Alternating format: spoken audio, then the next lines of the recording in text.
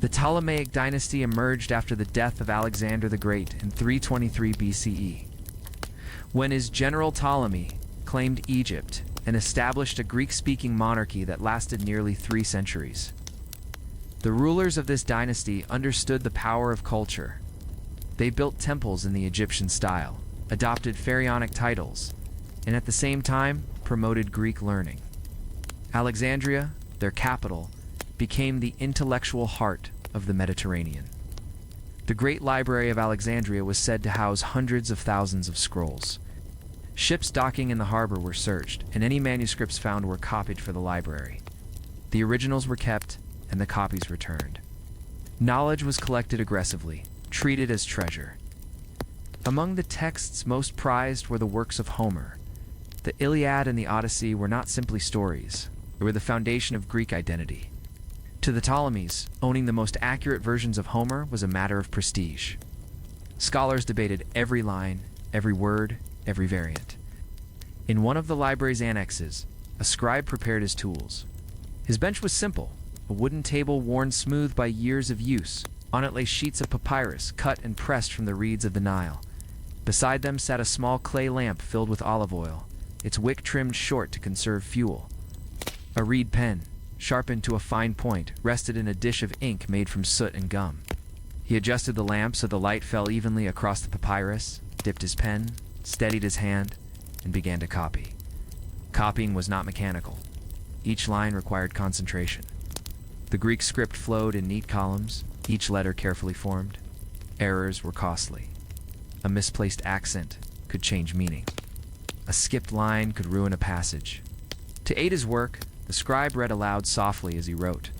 The rhythm of Homer's hexameter guided his hand. Sometimes he paused to consult a master copy, comparing variants. Scholars in Alexandria were obsessed with textual purity. They believed Homer's poems had been corrupted by centuries of oral transmission and careless copying. Their mission was to restore the true Homer. Behind the scribes stood the great minds of the age. Zenodotus of Ephesus, the first head librarian, attempted to standardize Homer's text. Aristophanes of Byzantium introduced the system of accents and punctuation that guided readers. Aristarchus of Samothrace produced critical editions of Homer, comparing manuscripts and noting variants in the margins. These scholars debated endlessly. Was a line in the Iliad authentic, or a later edition? Did Homer himself compose both epics, or were they the work of multiple poets? Their arguments filled volumes, but the foundation of their work rested on the labor of scribes. Papyrus was durable, but not eternal. Scroll could be damaged by moisture, eaten by insects, or destroyed by fire. The lamp's flame itself was a danger. One careless movement could ignite the sheets. The Ptolemies knew this fragility. That is why they collected so obsessively. To them, every scroll was a safeguard against loss. Yet history would prove that even the greatest library could not protect knowledge forever.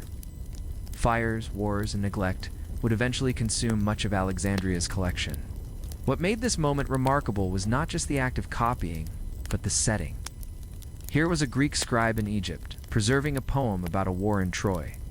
3 civilizations intersected: Egyptian, Greek, and the broader Mediterranean.